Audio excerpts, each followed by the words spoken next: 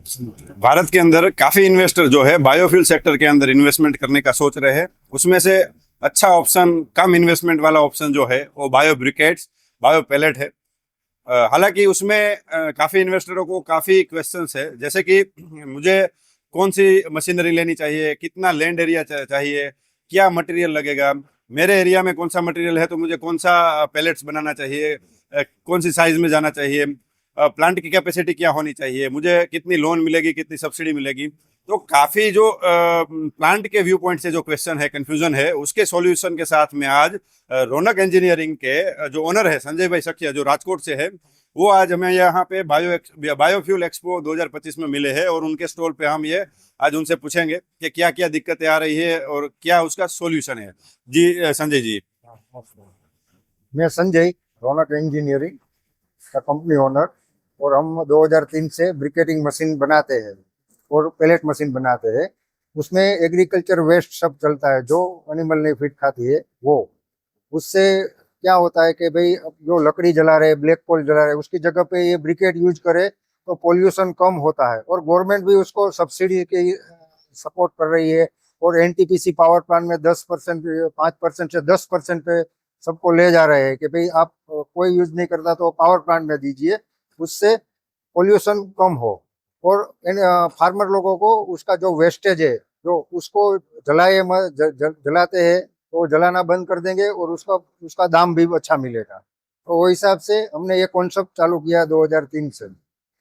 तो मतलब जैसे आप बता रहे हो कि गवर्नमेंट इसको काफी तरीके से प्रमोट कर रही है। कोयले का जो ये है ऑप्शन है, उसका ये सब्स्टिट्यूट है। तो जहां जहां कोयला लग रहा है, फ्यूल की जरूरत है, वहां पे ये काम करेगा। और जो रॉ मटेरियल है, आपने जैसे काफी रॉ मटेरियल की बात की, वो हम एज ए वेस्ट कर रहे थे, तो वेस्ट टू एनर्जी का ये कंसेप्ट है। गवर्नमेंट चाह रही है कि हमारे जो खेडूत भाई है, जो अन्नदाता के नाम से जाने जाते हैं, वो भी ऊर्जादाता के नाम से जाने जाए। तो अच्छा कंसेप्ट है रौनक जी। मुझे ये समझाइए कि अगर किसी को ये बायो पैलेट या ब्रिकेट्स मैन्युफैक्चरिंग में आना है तो मिनिमम कौन सी कैपेसिटी से स्टार्ट करना चाहिए प्रोजेक्ट। सबसे पहले तो जो ब्रिकेट मशीन है, 90 mm जो ब्रिकेट मशीन है, वो लगाइए तो कम कॉस्ट में, पावर कॉस्ट भी उसका कम है और प्रोडक्शन भी अच्छा है। और सब इंडस्ट्रियल में ब्रिकेट यूज हो रहे हैं। अगर आपको पहले एनटीपीसी पावर प्लांट में देना है तो पैलेट मिल में जाइए, तो उसका 2 टन कैपेसिटी है पर आवर कैपेसिटी। और ब्रिकेट मशीन का 1000 से 1500 केजी पर। और कम कॉस्ट में करना चाहिए तो ब्रिकेट मशीन यूज कर सकते हैं। आपको मेन रॉ मटेरियल मिलना चाहिए, जो एग्रीकल्चर अच्छी क्वांटिटी में मिले, एग्रीकल्चर एरिया है, वो जगह पे आप कर सकते हो।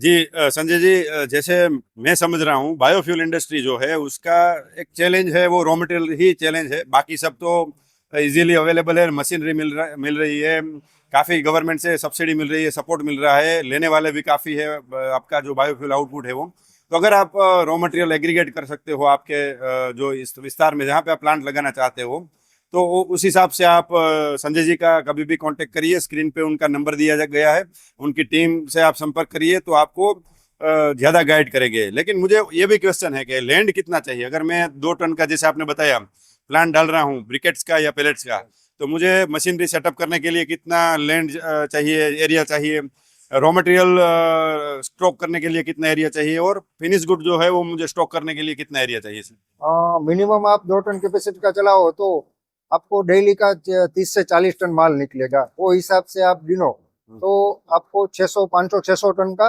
अप एंड डाउन महीने में चालू रहेगा। तो वो हिसाब से 1 एकड़ कम से कम जगह चाहिए। वो 1 एकड़ में आप रॉ मटेरियल का डंप भी कर सकते हैं। और रॉ मटेरियल साल में 2 बार ही मिलता है, तो आपको 6-6 महीने का स्टॉक करके चलना पड़ेगा। इसलिए रॉ मटेरियल की जगह के लिए ही बड़ा चाहिए। बाकी मशीन प्लांट के लिए तो आपको 50 बाय 80 का शेड में पूरा मशीन फिट हो सकता है और कम कॉस्ट में हो सकता है।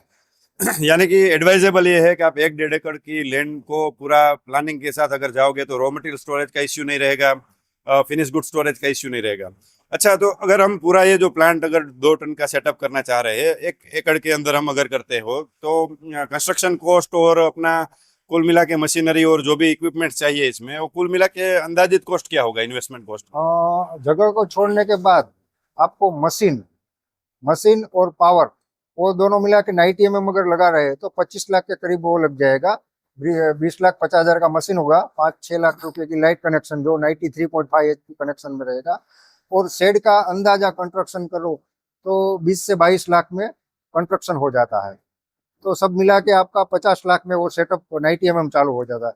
उसी जगह पे आप एनटीपीसी पावर प्लांट में देना चाहते हो तो मशीनरी की कॉस्ट, हैमर मशीन है, पैलेट मिल है और पावर कनेक्शन है, वो दोनों को मिला के 75 लाख से करीब खर्चा लगे। उसमें मशीनरी का कॉस्ट लगेगा 43 लाख और 25 लाख 26 लाख लाइट का कनेक्शन, ज्यादा कनेक्शन 80 लाइन में जाना पड़ेगा, इसलिए जरूरत पड़ेगी। और शेड का खर्चा तो दोनों का सेम ही रहेगा सर। तो मतलब दोनों ऑप्शन में आपने बता दिया कि मशीनरी का 50 लाख से लेके 1 करोड़ तक का मतलब मोटा मोटा जो है इन्वेस्टमेंट होगा। सर मुझे संजय जी एक क्वेश्चन ये है, मैं काफी लोगों को मिला, काफी लोग यही same kind of project 2 ton के 50 लाख वाला करोड़ 1.5 करोड़ में दे रहा है, 1 करोड़ वाला जो आप बोल रहे हो वो 2-3 करोड़ में दे रहा है। तो हमारा यूएसपी क्या है? हम अपने अपने मशीन में ऐसी क्या चीज दे रहे हैं जो दूसरे नहीं दे रहे हैं, या तो हमारी क्या खासियत है जिससे जो इन्वेस्टर है वो रौनक इंजीनियरिंग से जुड़े?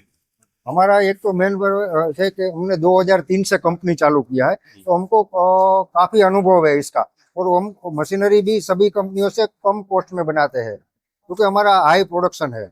और हमारा हर राज्य में एक सर्विस का बंदा भी रहता है, तो उसको क्या है कि आप मशीन में कुछ भी प्रॉब्लम आए तो आप फटाफट उसको सोल्व करके वापस प्रोडक्शन चालू कर सकते हो। ओके, तो मतलब आपका जो यूनिक मशीनरी तो है ही, लेकिन आप आफ्टर सेल सर्विस भी अच्छा दे रहे हो। स्टेट वाइज आपके पास एक बंदा है जो आपको मतलब बंदे को हेल्पफुल होगा।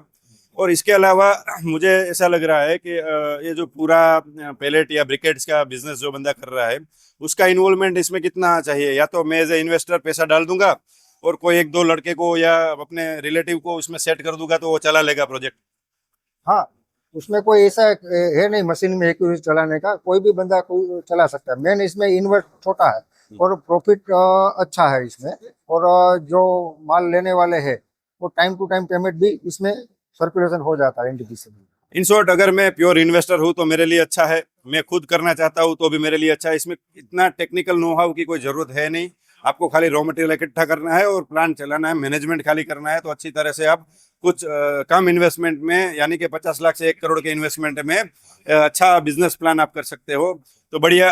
आज संजय जी आप हम जो ये वीडियो कर रहे हैं वो एड्रोड कॉर्पोरेशन का हमारा जो है वो लोन और सब्सिडी का काम है, आपको पता ही है। तो हम इसमें जैसे मुझे पता है 75% तक बैंक लोन देती है। सेंट्रल गवर्नमेंट का 9 लाख पर टन से लेके 21 लाख पर टन का दोनों में अपना ब्रिकेट्स और पैलेट्स में सब्सिडी का स्कीम भी है। तो वो सारी सब्सिडी भी इसमें मिल जाती है। कुछ जगह पे स्टेट वाइज भी, जैसे गुजरात सरकार कुछ अलग स्टेट सब्सिडी दे रही है, एमपी गवर्नमेंट कुछ अलग दे रही है, पंजाब गवर्नमेंट अलग दे रही है, ओडिशा गवर्नमेंट अलग दे रही है। मतलब सारे स्टेट कुछ ना कुछ दे रहे हैं बायो प्रोडक्ट के अंदर। तो सब्सिडी और अपना जो लोन सब देख के हम गिनेंगे तो इन्वेस्टमेंट बहुत कम होगा, मार्जिन हमें इन्वेस्टमेंट करना है और गवर्नमेंट काफ़ी सब्सिडी भी दे रही है, तो वायबल प्रोजेक्ट तो है ही है। मुझे ये बताइए कि ये जो सारे हम ये जो वीडियो कर रहे हैं वो उसके माध्यम से हम अपने कस्टमर को, हमारे व्यूअर को कुछ अवेयरनेस देने की ट्राई कर रहे हैं यहाँ पे। तो हमारे माध्यम से आप कुछ मैसेज देना चाहते हो, जैसे कि काफ़ी इन्वेस्टरों ने अब तक क्या गलती की है, जो नए जो इन्वेस्टर आए वो गलती ना करें, या कुछ ऐसा स्पेशल कुछ कहना चाहते हो, मैसेज देना चाहते हो कि इन्वेस्टर को प्रोजेक्ट चालू करने से पहले ये चीज़ें, ये बाबतें है वो ध्यान में रखनी चाहिए? मेन तो क्या है कि उसको जो रॉ मटेरियल मिलने की जगह हो अच्छी, जो एग्रीकल्चर कम ट्रैवलिंग में मिल जाए वैसी जगह चाहिए। और जो सब्सिडी का लोन का है वो फायदा ले। काफी लोग मालूम नहीं होता है कि डीआईसी जिला उद्योग केंद्र में से सेंट्रल गवर्नमेंट सब्सिडी टन के हिसाब से क्या है, तो वो सब जानकारी के लिए हमारे साथ बैठे हैं भैया, जो आपको पूरी जानकारी और सब्सिडी के बारे में पूरा माहितगार करेंगे। और बाकी प्रोजेक्ट तो हम पूरा उसको सेटअप करके कंप्लीट करके देंगे। उसके पास जो मशीन ऑपरेट करके बंदा नहीं, वो भी हम उसको प्रोवाइड करेंगे। क्या बात है। ओके, तो मतलब मशीन तो दे रहे हैं, टेक्निकल बंदा भी दिया जाएगा, तो इन्वेस्टरों के लिए बहुत अच्छी बात है। और कुछ मैसेज है जो आप इंडस्ट्री को देना चाहते हो? इंडस्ट्री मतलब अभी ये ब्रिकेट का बहुत अच्छा मार्केट है, तो ये प्लांट करना चाहिए। भविष्य में सभी जगह पे ये ब्रिकेट की जो ब्लैक कोल अभी जला रहे हैं बॉयलर वाले आजू बाजू के सिटी के एरिया में, तो वहाँ पे वैन लगने वाला ही है। तो ये ब्रिकेट की मांग हर साल बढ़ती जाएगी सर। मतलब संजय जी का कहना है कि आप एक इन्वेस्टर तो हो ही हो, एक अच्छे सिटीजन के तौर पे, एक अच्छे नागरिक के तौर पे, पॉल्यूशन कम हो उसमें भी आप कंट्रीब्यूट कर सकते हो ये प्रोजेक्ट करने के बाद। आप नेशन बिल्डिंग में भी एक अच्छा कंट्रीब्यूशन कर सकते हो। तो आज के लिए इतना ही, धन्यवाद। मैं Rajesh Savaniya, CEO and founder, Edward Corporation, Rajkot, Gujarat.